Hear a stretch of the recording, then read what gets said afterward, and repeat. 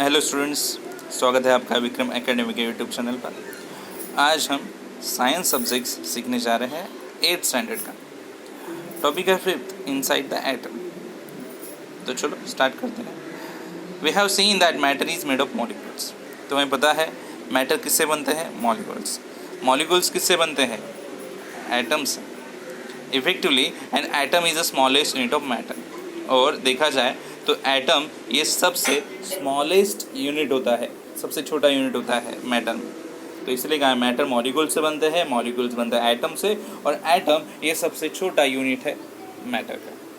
Atom is the smallest particle of an element which retains it's chemical identity in all the physical and chemical change. जितने भी physical या chemical change हो तो ये chemical identity है, ऐसे हम बोल सकते हैं कि एटम ये सबसे छोटा पार्टिकल रहेगा। अगर इसे देखना है तो इलेक्ट्रॉन माइक्रोस्कोप की ज़रूरत पड़ती है, ऐसे हम नॉर्मल नहीं देख सकते, इतना ये छोटा होता है atom.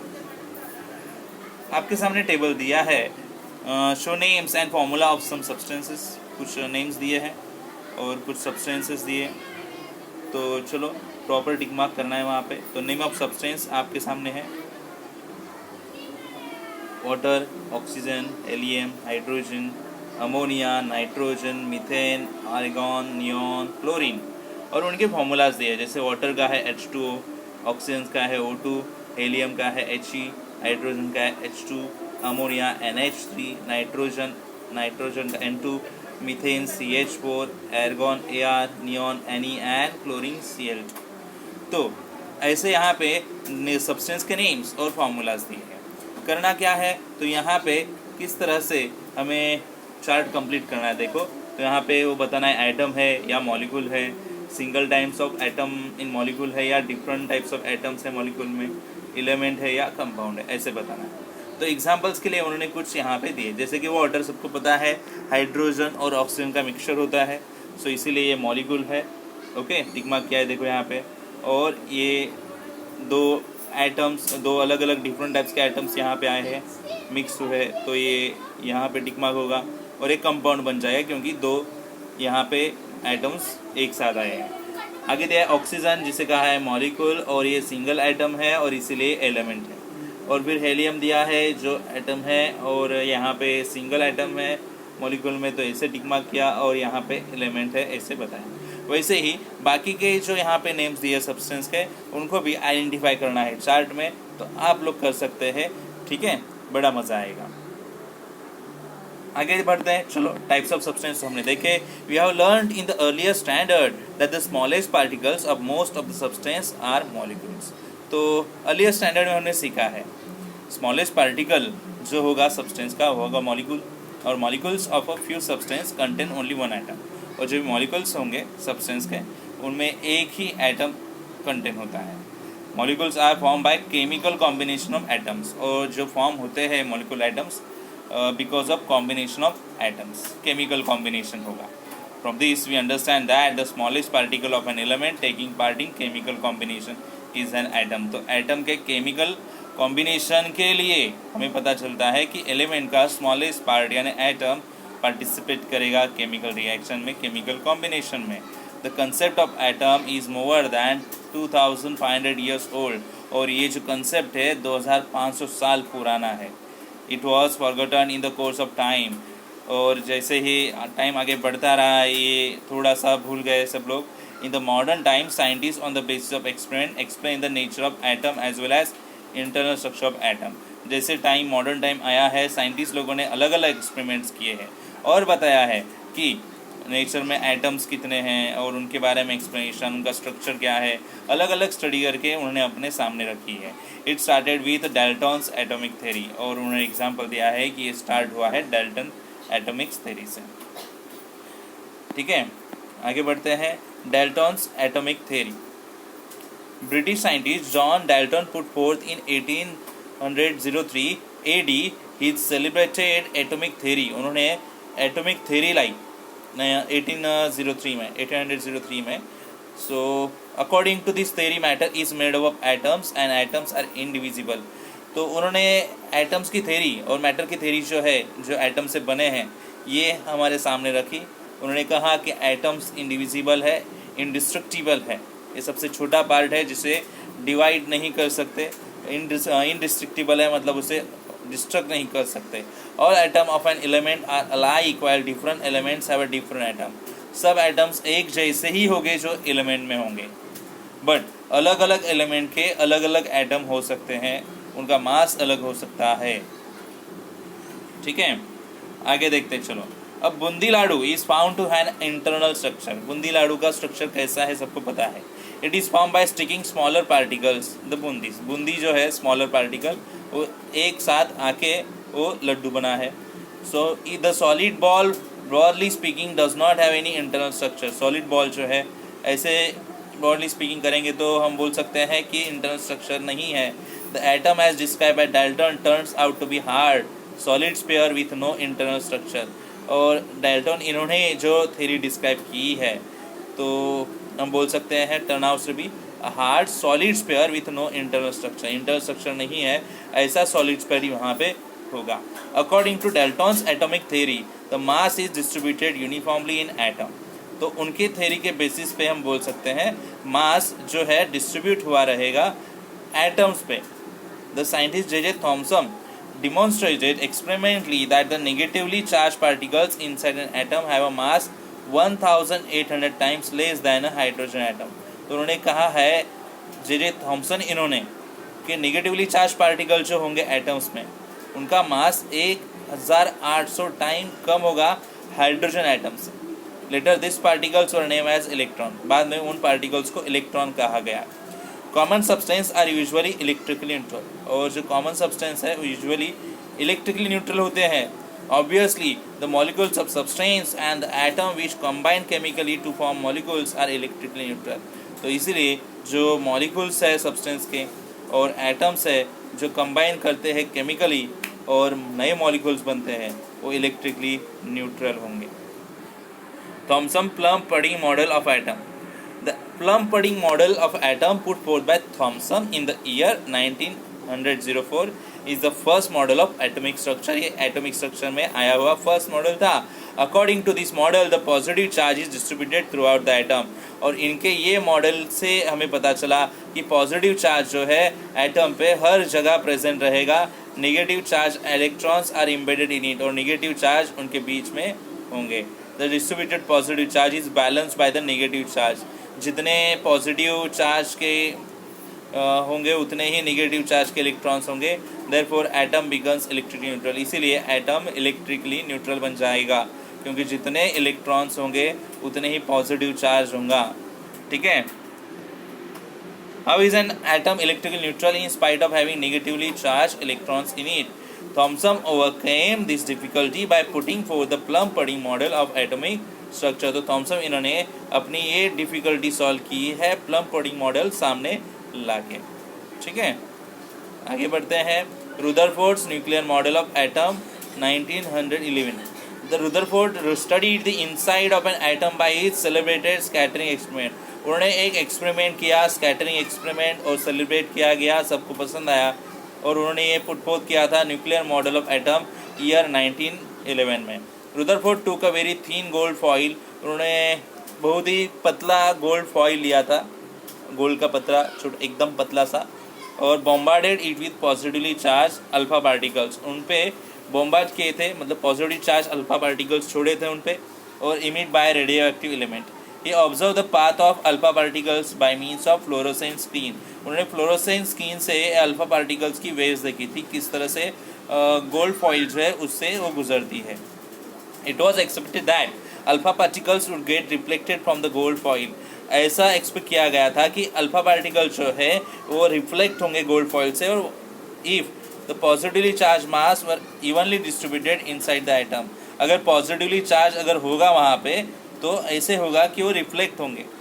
Unexpectedly most of the alpha particles went straight, but unexpectedly क्या हुआ, कुछ अल्फा पार्टिकल्स स्ट्रेट गए फॉइल से।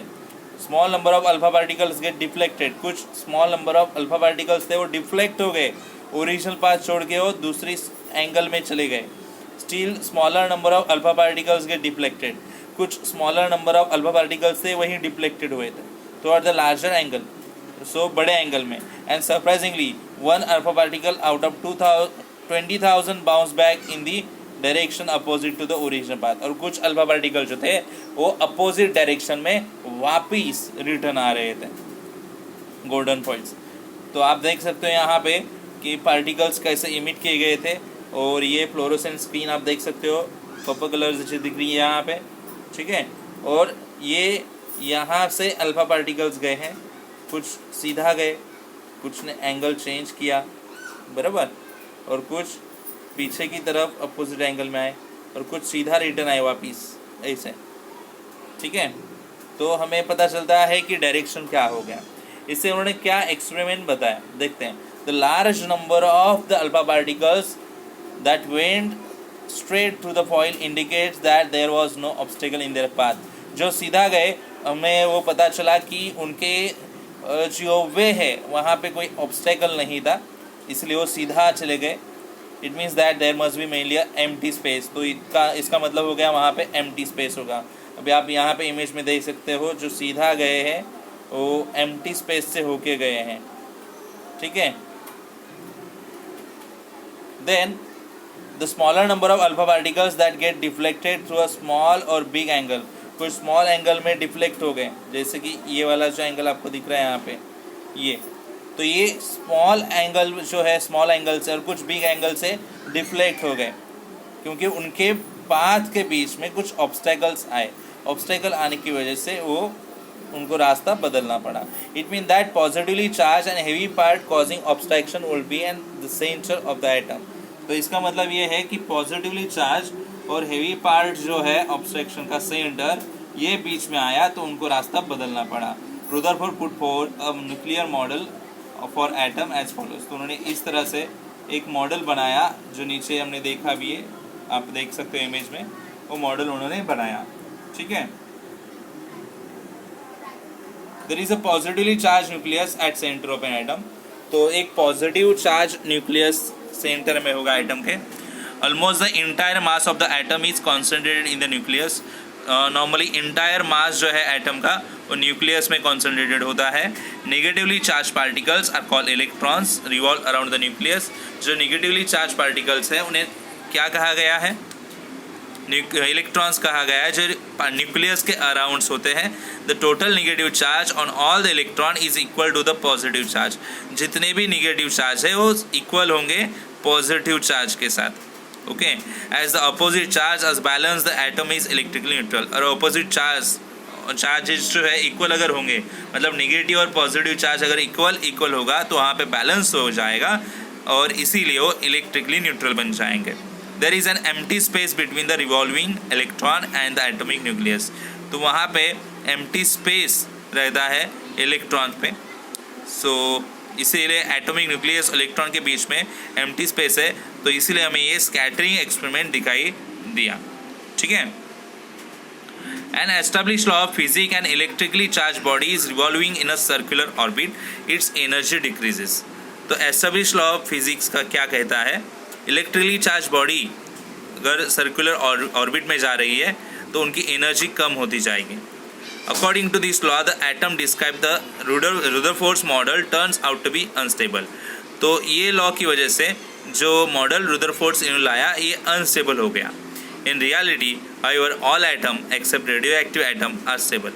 रियलिटी में सब एटम्स और रेडियोएक्टिव एटम्स स्टेबल है। This shortcoming of Rutherford's atomic model was removed by the atomic model put forth by Niels Bohr in the year 1913। तो ये शॉर्टकमिंग जो थी रुदरफोर्ड्स एटॉमिक मॉडल की, ये दूर की गई नील बोहर्स इनके मॉडल में, और जो मॉडल लाया गया 1930 में। In the year 1913, Danish scientist Niels Bohr explained the stability of an atom by putting forth stable orbit atomic model. The important postulates of Bohr atomic model are as follows. The electrons revolving around the atomic nuclei lie in the concentric circular orbits at certain distance from the nucleus. दूसरा point क्या बताया है? Energy of an electron is constant while it is in a particular orbit. Energy electron की constant रहेगी क्योंकि वो particular orbit में होंगे। When an electron jumps from an inner orbit to an outer orbit, जब इलेक्ट्रॉन जंप करेगा inner से outer orbit तक तो एब्जॉर्ब करेगा एनर्जी उतनी ही जितना डिफरेंस होगा एनर्जी लेवल का when it jumps from an outer orbit to inner orbit. It emits energy equal to the difference of its energy level. आगे देखते हैं. Some more atomic models were put forth after Bohr's atomic model. Atomic structure was studied at depth with the advent of new branch of science called quantum machines. With all those, some well accepted fundamental principle of atomic structure are as follows. तो आप देख सकते हो orbit atomic model किस तरह से है bourse हेबल का. ओके, तो बीच में पॉजिटिवली चार्ज न्यूक्लियस होगा, पहला शेल होगा के शेल, दूसरा एल शेल, तीसरा एम शेल और चौथा एन शेल, और ये सर्टन ऑर्बिट हो गया रिवॉल्व होने के लिए इलेक्ट्रॉन्स के लिए. Atomic structure. An atom is form from the nucleus and the extra nuclear part. Atom form होता है न्यूक्लियस और एक्स्ट्रा न्यूक्लियर पार्ट से. दिस कंटेन 3 टाइप्स ऑफ सब एटॉमिक पार्टिकल्स. तो यहाँ पे 3 अलग अलग तरह के सब एटॉमिक पार्टिकल्स होंगे.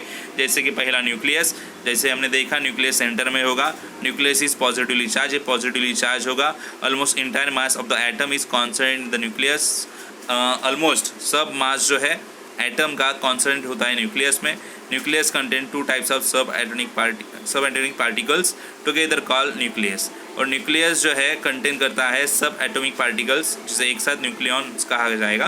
Protons and neutrons are the 2 types of nucleus. 2 तरह के न्यूक्लियस होंगे, प्रोटॉन्स एंड न्यूट्रॉन्स. ओके, तो ठीक है, आज के वीडियो में हम इतने ही कंसेप्ट देखेंगे और हम मिलेंगे अगले कंसेप्ट के लिए नेक्स्ट वीडियो में. ठीक है, आपको वीडियो पसंद आया है तो आप ज़रूर लाइक कीजिएगा, शेयर कीजिएगा. अगर चैनल सब्सक्राइब नहीं किया है तो आप सब्सक्राइब भी कर सकते हो. तो मिलते हैं नेक्स्ट वीडियो में नए कंसेप्ट के साथ. तो तब तक गुड बाय, टेक केयर.